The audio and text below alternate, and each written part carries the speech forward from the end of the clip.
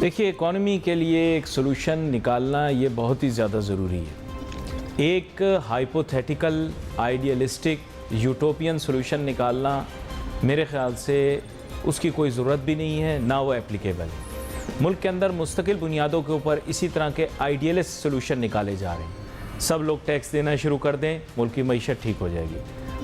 آپ نے ہر سال ریکارڈ ٹیکس اکٹھا کر کے دیا، ایف بی آر نے ہر ریکارڈ توڑا ماضی کا، ٹیکس کلیکشن زیادہ کر کے دکھائی، معیشت ٹھیک نہیں ہوئی۔ پھر آپ نے کہا اگر لیڈر بڑا بھروسے مند ہوگا، ایماندار ہوگا، سو کالڈ، تو پھر کیا ہوگا، لوگ ریمیٹنسز بھیجیں گے پاکستان۔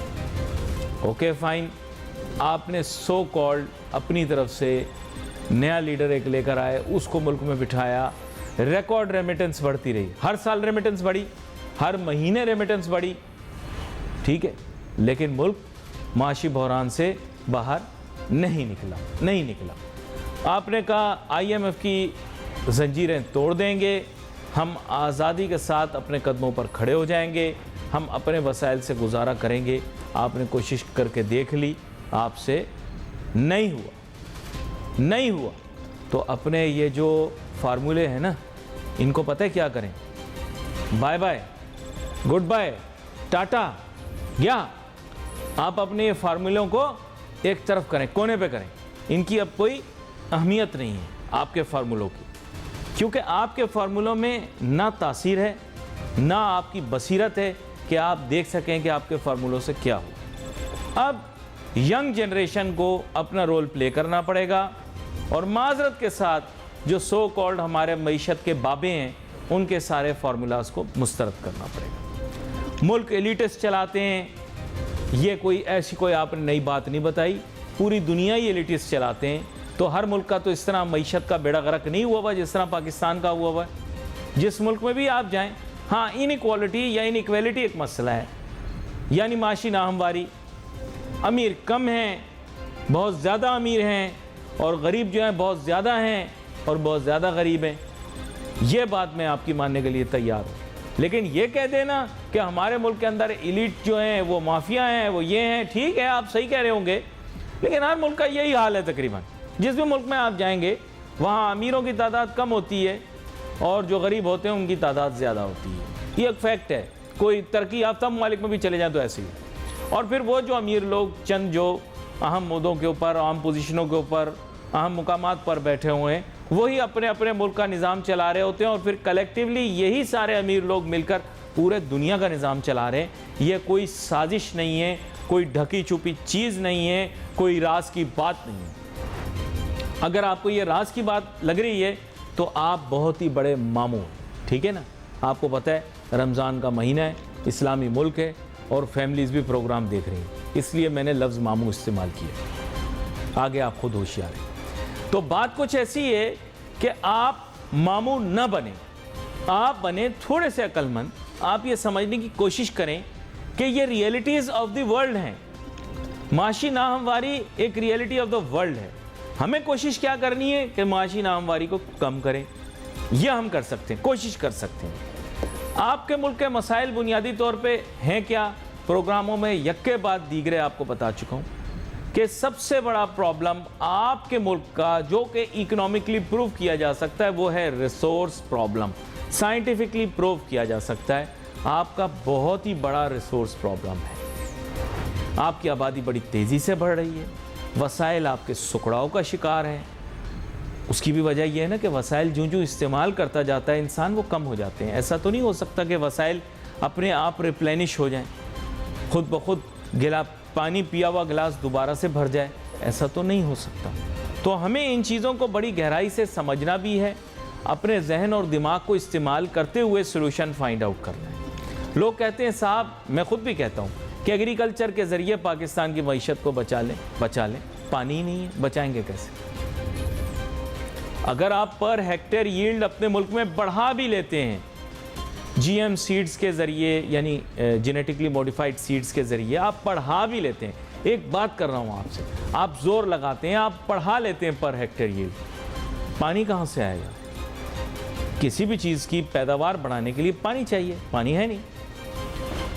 چلو ایسی آپ سیڈ ورائٹیز لا سکتے ہیں جو کم پانی پہ آپ کو زیادہ ایلڈ دے دیں، لیکن پانی تو پھر بھی ریکوائرمنٹ ہے نا. آپ کے پاس اب پانی نہیں ہے، پانی نہیں ہے پیریڈ، پانی نہیں ہے آپ کے پاس. پانی کے لیے، پانی حاصل کرنے کے لیے پانی کے ذخیرے چاہیے، لیکن پانی کے ذخیرے کے لیے بھی تو پیچھے بہتا پانی چاہیے نا. وہ بھی آپ کے پاس ابھی تو نہیں ہے. وہ بھی آپ کے پاس مانسون یعنی موسم جب لگتا ہے تو ہی آتا ہے. بارشوں کا موسم لگتا ہے، سیلابی کیفیت ہو جاتی ہے، پانی ضائع ہو جاتا ہے. سوچیں سیلاب میں جو اتنا سارا پانی اکٹھا ہوا، اگر ہم اس کو کسی کینال کے ذریعے ریگستانوں تک پہنچا دیتے کتنا ہمیں فائدہ رہتا. ریگستان سیراب ہو جاتا. لیکن آپ کے عمل میں نہ بصیرت ہے نہ تاثیر ہے. کیا کریں؟ ہائپوتھیٹیکل اسٹوپڈ قسم کے سولوشنز کا وقت اب کیا؟ اب فیکچولی کریکٹ سولوشنز کی طرف آنا پڑے گا، اسی پہ بات کرنی پڑے گی. ناظرین ہمیں جوائن کر رہے ہیں ملک کے معروف معیشت دان جناب شکیل رامے صاحب. ویلکم کرتا ہوں آپ کو شو میں شکیل رامے صاحب. Thank you. شکیل رامے صاحب، بریک پہ جانے سے پہلے میں یہ بات کر رہا تھا کہ اب فرسودہ قسم کے سولوشنز تو اب نکل نہیں سکتے، اب ہمیں نیا کچھ کرنا پڑے گا. اور ظاہری بات ہے ان سولوشنز میں سے ایک ایگریکلچرل ایلڈ کو انکریز کرنا بھی ہے. تاہم اس کے اوپر جو تھوڑا بہت میں نے مطالعہ کیا، آپ کا مطالعہ اس پہ کہیں زیادہ مجھ سے، وہ یہ ہے کہ پانی کی بہت زیادہ ضرورت ہے اگر ہم کوئی بھی حربہ اختیار کرنا چاہیں.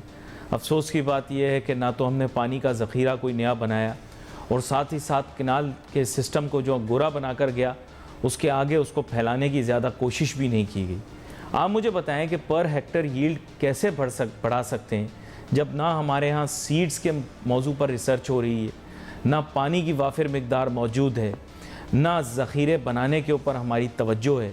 تو آپ مجھے خود بتائیں پھر یہ پاسبلٹی کیسے ہوگی ان دا شارٹ ٹرم؟ جی دیکھیں، بات جو ہے کہ آپ نے واٹر کا ایشو بڑا پرٹیننٹ طریقے سے اٹھایا ہے، لیکن جو ہماری پولیٹیکل اکانومی ہے نا واٹر کی، میں آپ کے ساتھ ایک چیز شیئر کرنا چاہتا ہوں کہ جب سے انڈس ٹریٹی ہو رہا تھا، کیونکہ اس میں سے ہم نے ایسٹرن جو ریور تھے ہم نے دینے تھے انڈیا کے ساتھ وعدے میں کر رہے تھے، تو بات ہوئی تھی کہ جناب جو بہاولپور ریاست ہے، کیونکہ یہ ریاست تھی اس وقت، اور اس طرف سارے جو چیزیں تھیں ان کے جو سارے ضلع ہیں جیسے کہ ساؤتھرن پنجاب کا میجارٹی، تو ان کو وہاں سے پانی آتا تھا. تو بات ہوئی تھی جناب کہ ہم ادھر سے پانی ڈائیورٹ کر کے ہم ادھر کو دیں گے، یعنی کہ ساؤتھ پنجاب کی طرف یا اس طرح کی چیزیں. ہوا کیا؟ ٹریٹی ہو گیا، اس میں بعد ہم نے اس میں پالیٹکس شروع کر لی. ہم کہتے ہیں جناب یہ پنجاب کا حصہ ہے، اب اس پہ ساری پالیٹکس بلڈ ہوگی جناب کہ پنجاب پانی لے گیا. حالانکہ اگر دیکھا جائے جو ساؤتھرن پنجاب جو کہ ٹریٹی سے پہلے ان کے ساتھ بات کی تھی نواب بہاولپور کے نواب کے ساتھ، وہ یہ تھی کہ پانی ان کو دینا ہے. اب ہوا کیا؟ اس زمینیں جو آپ دیکھیں کتنا بڑا ڈیزرٹ بن گیا کہ اس وقت میں جو بہاولپور ریاست کتنی زرخیز ہوتی تھی، جب پانی نہیں ملے گا تو پھر ایسا ہی ہوگا. اب اس پہ پھر انہوں نے ایک نیا لالی پاپ دیا ہے کہ جناب ہم نیا صوبہ بنائیں گے. اب نیا صوبہ کیوں نہیں بنا رہے؟ کیونکہ اگر نیا صوبہ بنتا ہے تو پانی کی ری ڈسٹریبیوشن ہوگی، کیونکہ 5واں صوبہ آ رہا ہے تو ساؤتھ پنجاب کو اس کا حصہ مل جائے گا کہ جو وہ کوئی نہیں چاہ رہا. مثلا لو ریپیرین کی بات تو کرتے ہیں سندھ والے، مگر اب جو بات کریں دیکھیں سندھ کا لو ریپیرین کون ہے؟ بلوچستان. بلوچستان میں کتنی زیادہ زمین بنجر پڑی ہوئی ہے صرف پانی نہ ہونے کی وجہ سے، وہاں ان کو پورا پانی نہیں مل رہا. جب ہماری ڈبیٹ چلتی ہے پانی کی تو آپ کو سندھ اور کے پی کا نظر آتا ہے، بلوچستان نظر نہیں آتا، کیونکہ بلوچستان کے پاس اتنا توانا نہیں ہے. اب اس ساری ایشو کو ہم نے اتنا پولیٹیسائز کر دیا ہے کہ اب کوئی اس کو ہاتھ بھی نہیں لگاتا، اس پہ بات بھی نہیں کرتا. اب آپ نے خود ہی بات کی کہ جب ہم ذخیرہ نہیں کریں گے، ذخیرہ کیوں ضروری ہے پاکستان کے کنٹیکسٹ میں؟ دیکھیں اگر میں آپ کو مثال دے کے سمجھاتا ہوں کہ اگر پاکستان کو پورے سال میں 100 گیلن پانی ملتا ہے تو ان میں 100 گیلن جو وہ 3 ماہ میں جو ہمیں ہے اس میں 84 گیلن اس ماہ میں ملتے ہیں 3 میں، کہ جہاں مونسون ہوتی ہے اور گلیشیئر میلٹ ہوتے ہیں، ان 3 ماہ میں ہوتی ہے. اب ہم نے جہاں تو وہ پانی سنبھال لینا ہے یا اس کو ہم نے سمندر میں پھینک دینا ہے. سمندر میں پھینکنے کا ہمیں کوئی فائدہ نہیں ہے، کیونکہ سمندر کو جب پانی چاہیے لوور یعنی کہ کوٹری چاہیے، وہ اس طرح چاہیے کہ سسٹینیبل چاہیے، اس کو ہر ماہ چاہیے. یہ نہیں کہ 1 مہینے میں آپ نے سارا دے دیا، 2 مہینوں میں ریسٹ آف دا ایئر پھر اس کو نہ دیا. تو ہم کیسے دے سکتے ہیں؟ ہمیں پانی ذخیرہ کرنا پڑے گا تاکہ اس کو سسٹینیبل اس کو بھی ملتا رہے، ایگریکلچر کو بھی ملتا رہے. اب بات ہے ایگریکلچر پروڈکٹیو ڈے کی بات. اب اس سے میں مزید کیا کہہ سکتا ہوں؟ آپ نے انٹروڈکشن میں بات کہہ دی، نہ تو ہم ایک گڈ کوالٹی سیڈ دے سکتے. فنڈامنٹل چیز جو ہے نا وہ تو ایک کوالٹی سیڈ ہے نا، کہ جو ڈٹرمنٹ کرتا ہے کہ جناب اس کی پر کیپٹا کنزمپشن پروڈکشن کیا ہو. ہم نے اس کو نہیں دیا. پھر ہم نے جو اس کی ٹریٹمنٹ کے لیے یعنی مختلف پیسٹیسائڈ ہو گئے یا جو ہم کھادوں کی بات کرتے ہیں وہ اتنی ایکسپینسو کرتی ہیں کہ وہی کام کسان کے بس میں نہیں رہی. پھر ہم نے تیسرا جو کام کیا ایگریکلچر کو مارنے کے لیے وہ یہ ہے کہ ہم نے ہاؤسنگ سوسائٹی کا ایک پورے کا پورا جو کیا کہتے ہیں کہ پورے کا پورا جال بچھا دیا, ہمیں جال بچھا دیا. ہماری جو کہ یہ کیا کہتے ہیں پروڈکٹیو جو ہماری لینڈ تھی وہ جو تھی وہ تو چلی گئی. آپ کے میں کہاں نظر آتا ہے, لیکن جہاں بچھانا چاہیے تھا وہاں نہیں بچھایا نا. انہوں نے ہمیں یہ سٹرکچر دیا کہ ہم یہ ہاؤسنگ سوسائٹیوں کا یا جو بھی اربنائزیشن کا جو جال ہے وہ موٹر وے کے گرد بچھائیں گے. وہ کیا نہیں, جی ٹی روڈ کے گرد بچھا دیا. یہ مجھے ابھی تک سمجھ میں نہیں آیا, یہ مجھے بھی سمجھائیں. یعنی جتنی آپ کی ایگریکلچرل لینڈ ہے زرخیز اس کو کمپرومائز آپ کر رہے ہیں, اور جو موٹر وے کے ساتھ ساتھ اربنائزیشنل پلان ہے اس کا کوئی کام ہی نہیں کیا. آپ بالکل صحیح کہہ رہے ہیں, لیکن ہماری یہی تو فنڈامنٹل فلاز ہے. ہمارا جو سب سے پہلے فنڈامنٹل فلا آیا تھا وہ یہ آیا تھا کہ ایک لبے نیوز انڈیا انترراشٹریہ خبروں کا منچ.